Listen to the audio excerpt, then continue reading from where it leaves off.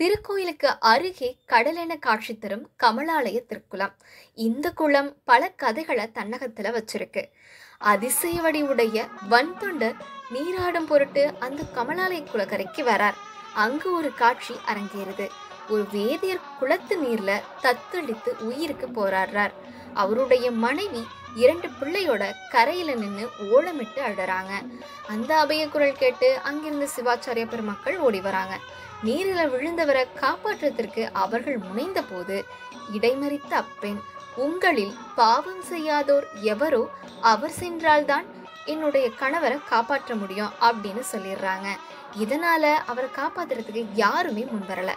இதனையெல்லாம் கவனிச்சிட்டு இருந்த நம்மளுடைய நம்பிகள், நித்தலும் நியமமாய் இறைவனையே பாடி பணியும் அடியேன் பாவம் செய்தறியாதவன் என்று கூறியவாறே குளத்துல முழுகி அந்த வேதியரை காப்பாற்றார்.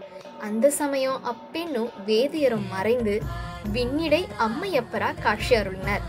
சுந்தரர் பெருமானுடைய திறத்தை உலகோருக்கு உணர்த்த ஈசத் திருவருட் செயல்கள்ல இதுவும் ஒன்று. இவை யாவும் திருவாரூர் தலபுராண செய்திகளாக புகழ்பெற்று விளங்குது.